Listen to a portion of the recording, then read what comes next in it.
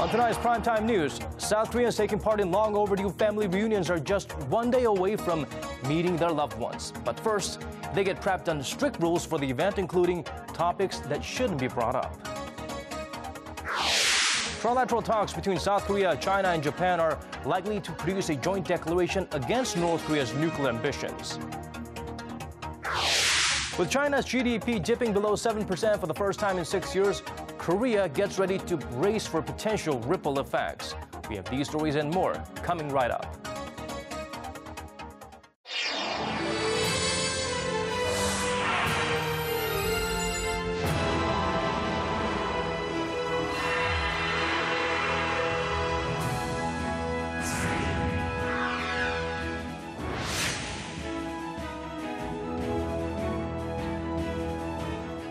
Hello, it's 10 p.m. on a Monday here in Korea. Welcome to Primetime News. I'm Daniel Choy. Let's begin with the highly anticipated inter-Korean family reunions. With the historic event just one day away, South Koreans will get to meet their long-lost relatives living in North Korea, gathered in Gangwon-do Province this afternoon to prepare for that very event. Kwon So-hwa takes us to the scene where emotions are running high.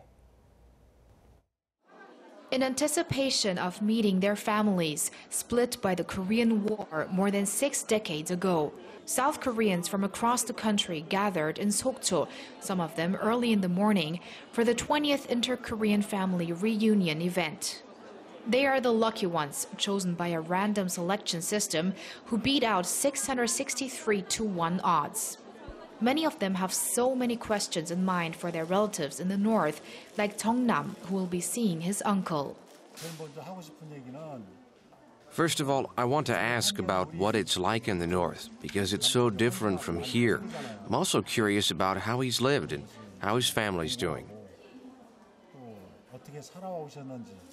Kang Young-ok is going to meet her sister Young-suk. She was 13 and her sister 18 the last time they saw each other. I made this pencil case for her. Other things I couldn't bring because they're too big and big things are not allowed. Lee Dok-young is also part of a group of 389 South Koreans who will head to the reunion venue in Mount Kumgang, together with the 96 North Koreans who applied to see their families in the south. We didn't know because we lost contact that our brother applied. 5 of us are going to meet our oldest brother. All of these people, if nothing else, have one thing in common. They are old now, and so are the some 66,000 separated families still alive.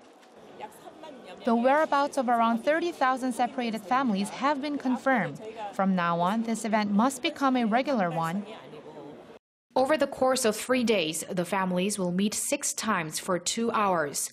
During the second round, 90 people from the south will meet with 188 from the north. And this time, due to Seoul's Unification Ministry's request, the families will get an extra hour to say their goodbyes on the last day of the event. The 2 hours of farewell will be one of the most precious 2 hours of their life, as the families know that it's probably going to be the last farewell. Kwon So-hwa, Arirang News, Sokcho. North Korea will top discussions when South Korea, China, and Japan meet in coming weeks. The 3 countries are expected to voice opposition against Pyongyang's nuclear weapons development.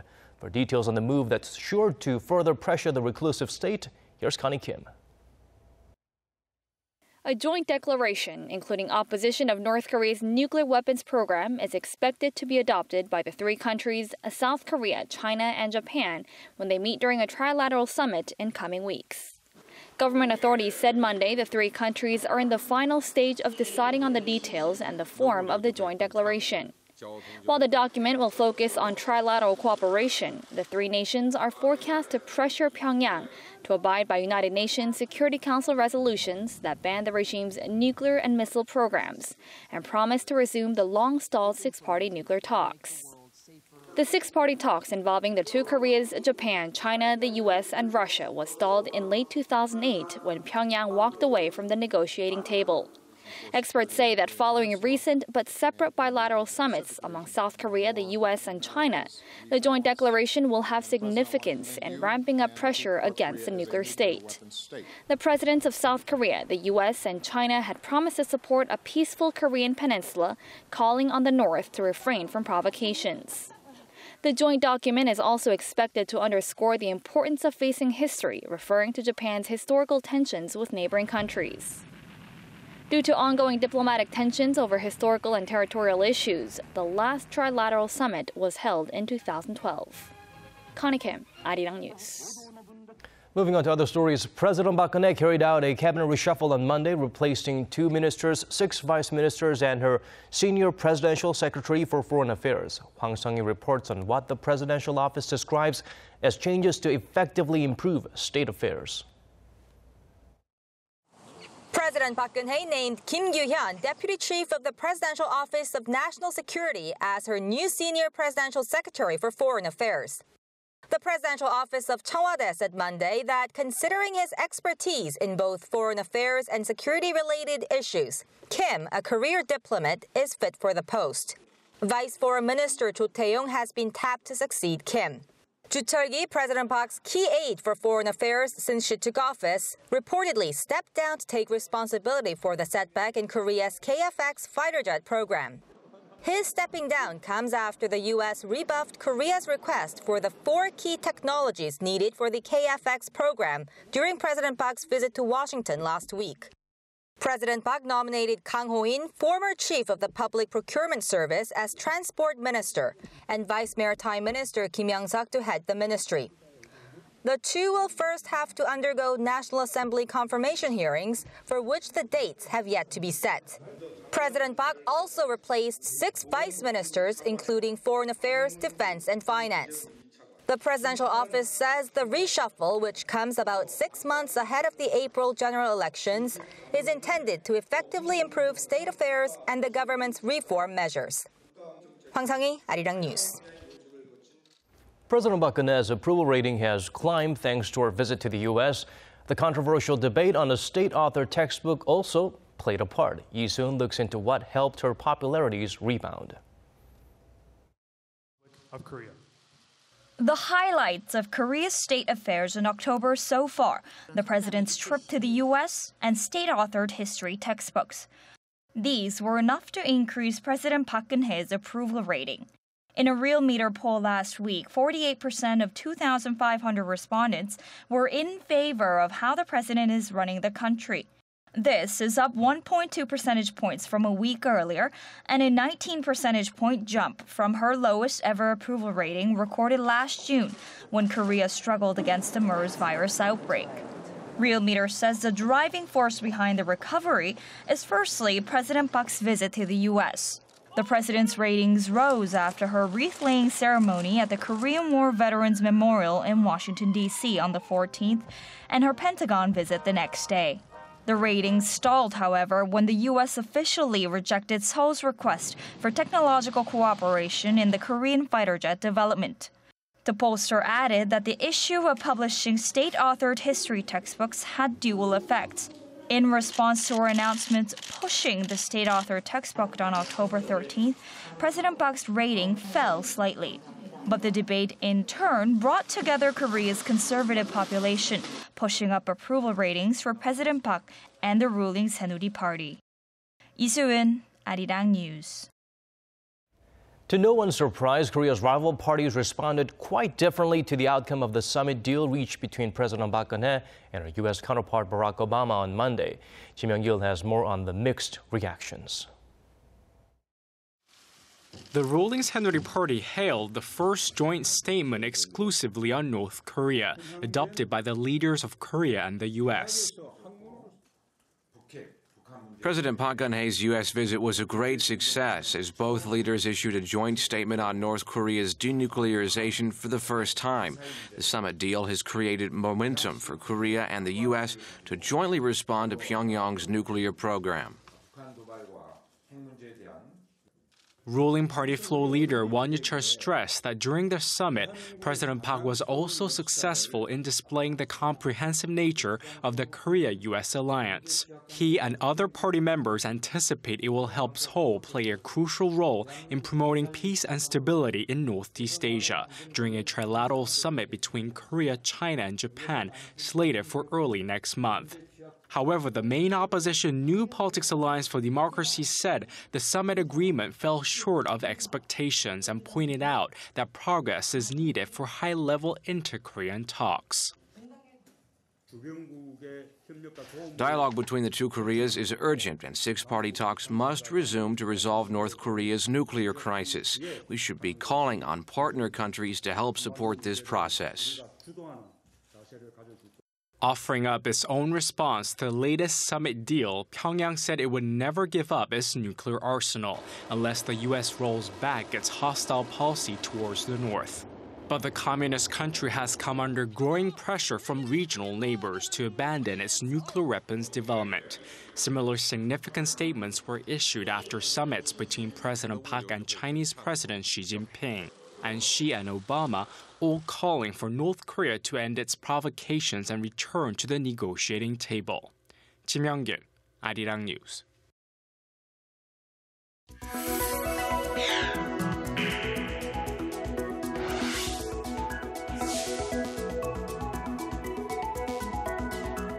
The price competitiveness of Korean exporters is sliding, with a related index hitting a 6-year low on the back of a strong Korean won.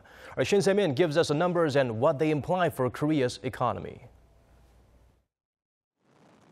Korea's exports, a key driver of the economy, are feeling the heat from falling foreign currencies and the strength of the Korean won. Korea Trade Investment Promotion Agency says the country's leading export sentiment index was just 45.4 in the third quarter of this year, the lowest it has been since the figures were first compiled back in 2009. The corresponding figure stood at 53.6 in the second quarter of 2011, but it has been on the slide ever since, unable to rise above the 50-point mark. Analysts say the fall in export sentiment is largely being driven by global currency depreciations, with multiple countries using monetary easing to make their goods cheaper on the global stage. The agency notes that while China and Japan have engaged in aggressive quantitative easing to depreciate their currencies, Korea's currency has remained relatively strong. Data by Statistics Korea, an investment and securities firm, show that Korean won to U.S. dollar exchange rate from January 2010, expressed as a base of 100, remained mostly unchanged in the third quarter this year at 100.7. On the other hand, the Japanese yen nosedived to 137.2 over the same period. The euro also weakened to 126.1. Experts say that if the trend continues, Korea may be forced to act. Korea will inevitably join the currency battle at some point, but the government should only make a move when the economy picks up. Korea should not solely focus on exports. Experts say that while a weakened won alone could not revive exports given the current economic conditions, it's important to keep up with the global trend, and efforts to depreciate the local currency might be a policy to consider down the line. Shin Se-min, Arirang News. China's third quarter GDP growth rate is at 6.9%. Although it beat market expectations, it's the first time it has fallen below 7% in over 6 years. And as Kim Min-ju reports, this could spell trouble for Korea, which is reliant on China for exports. Indicating a slowing China, the world's second-largest economy saw its GDP growth rate fall to its slowest level since the global financial crisis. Beijing's GDP grew 6.9% in the July to September period from a year ago, slightly better than market expectations of 6.8%, but below 7% for the first time in over 6 years. This air of uncertainty raises doubts about China being able to reach its growth target of about 7% this year. As for the reason why the growth slightly slowed in the third quarter, I think the main reason is that the international and domestic economic and financial situation showed new trends and new issues in the third quarter. China's economy has been heading downhill since 2007, and other economic indicators are adding to concerns that Beijing's slowdown may be worse than first thought. Industrial output rose 5.7% in September from a year earlier, below forecasts of 6% growth. Fixed asset investments, another major driver of the economy, also fell below market estimates of 10.8%. This is despite China's efforts to lift its ailing economy by cutting interest rates and devaluating its currency. It raises concerns for Korea, with more than a quarter of its outbound shipments heading to Beijing. China's slowing economic growth rate will have a negative impact on Korea. Korea has already seen its exports to Beijing fall, and as China turns to focus on expanding its domestic supply of intermediary goods, Korea's trade to China can only head downhill. Experts say while Beijing may take further stimulus measures to prop up growth, Korea will need to diversify its exporting countries in order to reduce dependence on China, as well as focus more on exporting finished goods or consumer goods. Kim Min-ji, Arirang News. Ever so often, the OECD releases a report aimed at measuring people's well-being by asking them, how's life? Unfortunately, most South Koreans replied, it's not that great. Son Jung-in looks into why Korea tanked in this OECD ranking. Life satisfaction in South Korea remains substantially lower than the OECD average. According to the organization's recent How's Life report, South Koreans reported average life satisfaction of 5.8 out of 10. The figure is lower than the OECD average of 6.6, ranking 27th among 34 member countries. The organization studied 11 parameters such as income, jobs, health, and work-life balance to assess how people perceive the quality of their lives. Children in Korea feel a relatively low sense of belonging in school. It doesn't get much better at home as they spend only 48 minutes a day on average with their parents, less than children in any other OECD country. The reading and creative problem-solving skills of Korean teenagers are among the highest, but more of them are left neglected, with 8.5% neither in employment, education, or training, the 9th highest in the OECD. In terms of health, although Korea has one of the highest life expectancies, it ranked the lowest in the category of self-reported health, meaning South Koreans are the least confident in their own health conditions. It's a phenomenon that may be closely linked to the collapse in work-life balance, where Korea was ranked one from bottom at 33rd due to long working hours. South Korea ranked a dead last 34th for community, or the network of assistance available to individuals faced with the crisis. Only 73% of respondents said they had a social network they could rely on for assistance when facing difficulties, well below the average of 88% for countries examined. Son Jung-in, Arirang News. On a more positive note, the world's leading scientists and experts have gathered in the city of Daejeon. They're there to discuss how the power of science can affect the future of the global economy, major industries, and society as a whole. Oh Se-young takes us to Korea's hub of science and technology for the latest on the World Science Forum. With scientific development proliferating by the day, how should the global society respond to such changes and create a better world? Nobel Prize laureates, scientists and leaders from around the world gathered on Monday in the city of Daejeon to address this question and more at the World Science and Technology Forum. The 5-day event kicked off with a speech from renowned economist Jeremy Rifkin. It's becoming clear that we're on the cusp of a new economic paradigm based on a new approach to science and technology that might allow us to chart a new journey for the human race, if we can get there in time. Experts held sessions throughout the day to discuss topics like innovation and the future of production. 3D printing is going to completely overhaul our manufacturing landscape. If you think about the impact to supply chain, to distribution, to building a distributed manufacturing layer where things aren't produced in one location and shipped across the world, but they're produced in every location. You download a file, you go to your local Kinko's, you print something out, and you have a finished product. The theme of creating a common future also had scientists sharing their views on global issues, like curbing climate change and poverty through sustainable and affordable technology. Then affordable energy, green energy, so solar irrigation, that is 1/5 the cost of conventional, and biomass at scale in village plants to replace coal. The scope of discussions expanded to outer space with NASA's project to venture to Mars in the early 2030s. On a common cause to learn about our solar system, as well as, and that in turn helps us to learn more about our planet. If you think about global warming, Mars and Venus give us two very different examples. Experts hope the fruit of today's discussions will lead to global cooperation and effective policies at the OECD's ministerial meeting on Tuesday and Wednesday. Oh Soo-young, Arirang News, Daejeon.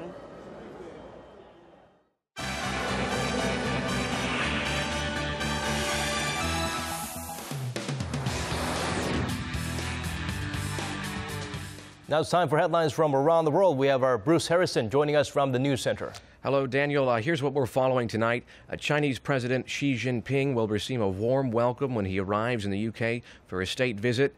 Tightening border security throughout Europe leaves more refugees stranded as the cold begins to set in. And one of London's most famous icons, Big Ben, that giant clock, needs serious repairs, but the expensive fix is going to fall on taxpayers. Well, Bruce, before we talk about the Big Ben or the Great Bell, let's focus on the Big Xi from China. President Xi Jinping has been praising Britain for its decision to strengthen commercial ties with China, and there's expected to be a lot more pomp and circumstance for this visit compared to his recent trip to the U.S. Well, Daniel, if you just look at the London Mall, it's lined with massive flags of Great Britain and China right now. It's a powerful sign of cooperation between the two countries. President Xi even called Britain's business decision visionary and strategic and said he's expected to sign a number of deals while he's in the country this week. Chinese companies funding nuclear power stations in the UK may be one of these deals. Now, the two countries' governments have been very friendly lately, and over the weekend, Chinese Foreign Minister Wang Yi said British ministers have emphasized the hope to forge a golden era of China-UK relations. As a major power of the world, the UK has taken the lead in keenly grasping the inevitable trend that China is growing strong, and is also good at grasping the opportunities brought by China's development to other countries. Not everyone is excited about Xi's visit. A top exiled leader of the Uyghurs, a Muslim minority in China, said the lavish reception for Xi is unfortunate. He said the red carpet Britain is laying out, that's the leader of the Uyghurs, is full of blood of their people, Tibetans, and other dissidents. Growing border security in the Balkans has left thousands of refugees stranded out in the cold. Some, including many Syrians fleeing war, spent the night on the muddy ground between Serbia and Croatia. Hungary closed its southern border with Croatia several days ago, diverting refugees to Slovenia. But Slovenia has set a daily limit of around 2,500 people and said it will only take in as many as can exit into Austria. This has forced Croatia to limit entry from Serbia with its own refugee camps at full capacity. Doctors Without Borders, they ran out of medicine. We supplied them. We're working together. They're doing a great job. But he's one doctor, I'm one doctor. There's two doctors here, and there's about 2,500 people here. Most of those people are simply trying to pass through Austria and reach the favored destination of Germany. British lawmakers must decide whether to ask the people to come to the rescue of one of the country's most famous icons. Big Ben is in desperate need of repair. If the fixes aren't made, the massive bell in the clock tower may fall silent. But it's going to be very expensive. Repairs to fix the clock would cost taxpayers over £29 million. is an iconic image of the UK. It's arguably the most famous iconic image of the UK, one of the most famous images anywhere in the world. It's part of the image of the country. Officials said the cost could rise to around £40 million if another round of repairs are necessary. A finance committee in Parliament is reviewing a report on the project right now. The repairs are estimated to take about 4 months, which would be the longest period in the clock's 156-year history that it would not be chiming. And that's a glimpse of the world today. Have a great night.